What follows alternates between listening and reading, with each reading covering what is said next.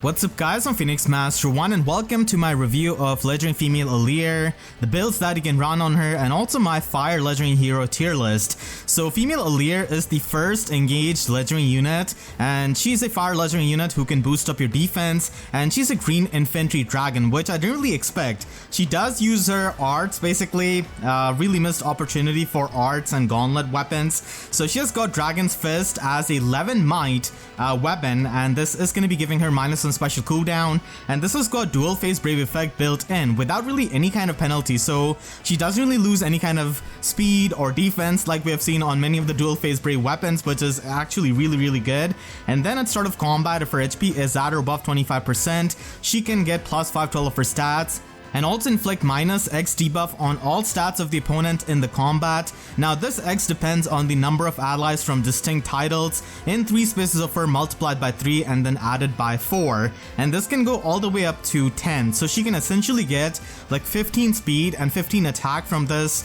weapon, which is actually really good offensively, and it does make her speed ceiling a lot higher. So that is something you can pretty easily do by running harmonic units or by running units that are from 2 games like Legendary Leaf or Naga, and this is pretty much similar to what you can do with Alear to get the debuff. So this kind of debuff is going to be making her have a lot more stats in the combat, which is going to be helping her quite a lot as an Omni tank, and then she can reduce the damage reduction from AoE specials and also from foes first attack by 40%, and this is also going to be counting the first and the second hit of a brave attack, so that is going to be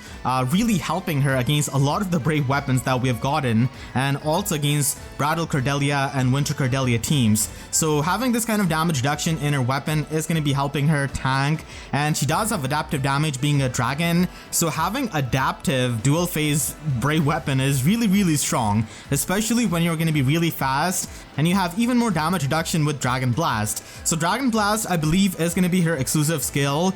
because she doesn't really have any kind of exclusive passive skill, and this does boost her special damage by 50% of her speed, which is quite a lot. So this is going to be doing a lot of damage, and this is going to be a 2 cooldown special with her weapon, and if the unit is on a team with their support partner, then both Alear and her support partner can neutralize any kind of percentage based damage reduction skills which are non-special, like Close Call 4 for example, Dragon Wall, any of that. So she is going to be providing some extremely unique support to her allies by letting them pierce through the damage reduction, and this is really good for a lot of mage flyers like Tea Time Lysithea, which do have trouble against damage reduction, Brave Gulvik for example. We have Ninja Camilla, who can now vantage by also having the damage reduction piercing. Then there is a lot of tanks which just want to have damage reduction piercing, because even a lot of nukes nowadays have damage reduction and can get bulky, like Duo Shamir for example. So even against like a lot of nukes, the safe tanks or the tanks in general do appreciate having this kind of damage reduction piercing. So stuff like Brave Female Corrin or Black Knight having the damage reduction piercing Black Luna is going to be really good. So this is the support that she brings with her, and she not only pierces the damage herself but also lets the support partner do that. So this is limited to the support partner, which means that this is only going to be working in the player's hands, which does make it a bit easier to face her in arena and Ether Raid's defense, because support is not going to be active there. So that is the silver lining. And if she's within 3 spaces of her support partner and unit or foe special is ready or triggers before or during the combat, then she can get the damage reduction from foe's next attack by 40%. This doesn't really include the AoE specials, and the wording of this is really similar to Armored Beacon or Armored Flow, so I do feel like this is going to be non-pierceable damage reduction, which is going to be making her really solid as an Omni tank, and it's on top of the damage reduction that she gets from Dragon's Fist. So this is going to be helping her quite a lot for tanking, and this is not only just for the ranged enemies like the Flow skill or Armored Beacon, but this is also going to be active for the melee opponents, which is really good. So I do like Dragon Blast quite a lot, because not only it can pierce the damage reduction but also help a support partner pierce to the damage reduction, which may not be something that they have access to. So this is really unique support. And then she's got attack speed finish 4, and she also has Null Counter Disrupt 4 in her slot B, which does help her in the fire season against Legendary Hinoka. So a lot of times Legendary Hinoka might not be doubling her, and just having the null counter disrupt skill is going to be making her useful in Ether Raid's offense, and also, you know, in arena against Legendary Hinokas, which you are going to be facing a lot in the fire season. Because she has got the adaptive brave damage, she's going to be able to take out Legendary Hinoka, so that is really good. And then she's got her new Slotsy skill in attack speed pledge. Really hoping that this is not infantry locked, because this is such an amazing skill. So at start of turn, if unit is within 2 spaces of an ally, then it grants +6 attack and speed, and also special charge +1 status to unit per attack in the combat. And if unit is within 2 spaces of an ally, then you can also get +3 attack and speed in the combat. So this does feel like a branch off from the Oath skills. And this is going to be an amazing skill for any kind of Gale Force unit, because having special charges in your Slotsy while also getting the visible buff and the extra offenses is just amazing, and not relying on Heavy Blade and Flashing Blade. And I really hope that this is something that Flyers have access to, but we all know how it goes. A lot of skills just end up getting infantry locked. I don't think this is going to be like Dragon locked per se, because it doesn't really suggest anything like that. And with Alear, this is really amazing because she has the Brave weapon, and she also has Dragon Blast at 2 cooldown. So even against opponent who does have the guard skill, she's going to be able to trigger Dragon Blast in her enemy phase on her Brave attack, which is really solid. And if they don't really have any kind of guard weapon, then she's just going to be retaliating with Dragon Blast, which is going to be doing a lot of damage. So getting these special charges from her kit herself is really good, and this is one of those skills which I really want in the normal summoning pool and not just on the legendary unit. Now it's worth noting that she only gives the damage reduction piercing when the special triggers for the support partner, and she doesn't really give the damage reduction to them from her other part of the special. So she's still going to be having the beacon type of damage reduction, it's just that she doesn't really give that to the support partner. I thought I would clarify that. And you do pierce through the damage reduction when your special triggers, so having these special charges again from her Slotsy is really amazing, because you want to trigger specials easily, and she doesn't really have any kind of null guard effect, but still the special charges status effect is really good. She is going to be getting annoyed by the tempo units that have guard, like Duo Asker for example, but those units are going to be rare. Overall, Legendary Female Alear is a top tier Omni tank and a melee nuke with her brave adaptive damage and also the damage reduction piercing, and she herself can get a lot of damage reduction, so she can kind of function as an Omni tank and make use of the null counter disrupt skill, and she can also provide unique support from Dragon Blast, which I think does give her the staying power, because we never really had any kind of other support unit who can provide the damage reduction piercing to their support partner, and that is really amazing. Like I mentioned before, for nukes, for tanks, just any kind of unit does appreciate the damage reduction piercing because we have so much of it. The only downside to her is that she's a green unit, so it can be a bit troublesome for her to tank a lot of the red threats, which are really dominant. But outside of that, she is really amazing with her weapon and also her special, which is not only really good for her, but also provides amazing support. And I do think that she's going to be having stat spread a bit similar to her regular version. It's just that she's a Gen 8 infantry unit, so she's going to be having more BST. And because she's a dragon unit, she can run distant counter Dragon Sacred Seal. And for the builds, you can just run attack speed finish 4 and also attack speed unity if you're going to be stacking up Legendary Male Robins, unity stacking and grand strategy. So that is also going to be an option for something like Ether Raid's offense. And she also has null counter disrupt as a pretty amazing slot B skill, which does help in arena and also in Ether Raid's offense against many kind of healers like Duo Elise, Fallen Marias. So it's a pretty good skill, but Counter Roar 4 is also an amazing option that also provides you with damage reflection. So if you're going to be tanking a lot in the enemy phase, then this does provide the option of damage reflection and just more damage output, which is really good for a brave weapon user like her. And then Vantage, I think, is a pretty interesting option that she can run in Ether Raid's offense. So she could be run with, you know, Spring Bernadetta, Winter Bernadetta, or even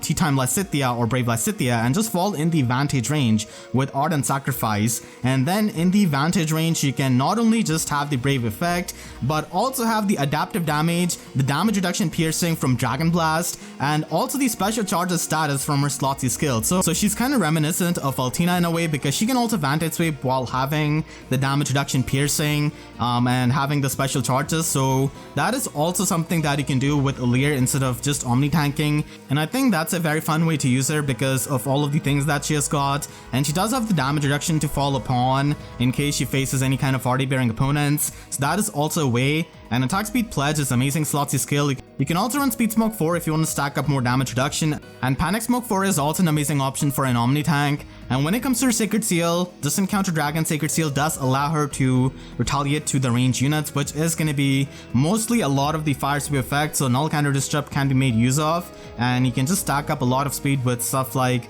attack speed solo or the form Sacred Seal if you don't really want to run the Distant Counter Dragon Sacred Seal. We haven't really seen a Brave adaptive damage dragon, and Alear is definitely pretty unique in that, and also the support, like I said, is going to be giving her some staying power because I cannot really imagine another support unit coming very soon that can provide the damage reduction piercing to the other units, so that is definitely going to be making her unique. And it can also just free up the slot B skill of many of the units if you don't really want to run special spiral or magical or physical null follow up. So that is also a way of getting the damage reduction if you cannot have access to those skills. When it comes to the fire legendary units, I think that Legendary Hinoka is definitely leading the way in tier 1 as the first unit. She's just really amazing as a nuke and also as a support unit with her rallying cry, so I think she does deserve her spot in tier 1, and now she also has option of Flared Sparrow from Brave Gullwig. And I think after Legendary Hinoka I would put Legendary Female Alear because I really like the things that she brings as a Brave adaptive damage dragon,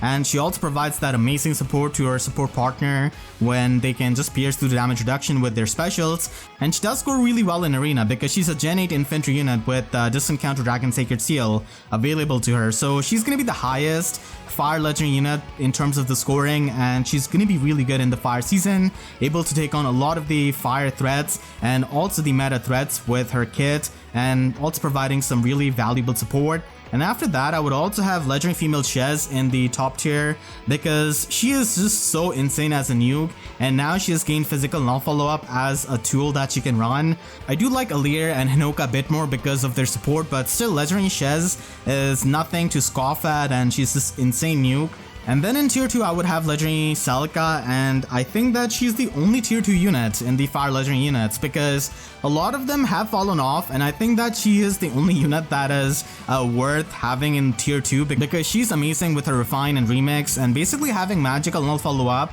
in her slot B skill and also having dive bomb. So she's a really solid nuke, and a lot of people have been sleeping on her because she's an older unit, but still her refine and remix does so many good things for her and makes her an amazing nuke. So I think that she does deserve tier 2, and then I wouldn't really have any other fire legend unit in tier 2 because I do think that they've kind of fallen off, and Legendary Lilina is one of them because we do have Divine Vein Stone effect, which does provide damage reduction against AoE specials, and we just in general have a lot of damage reduction against AoE specials. So she is up for the refine and remix, which I hope can make her even better as a nuke because she is good, but she has kind of fallen off as we have a lot of really tanky units with that kind of damage reduction. So it makes it a bit hard for her. And then I've got E3 here. Now E3 is also someone who has fallen off because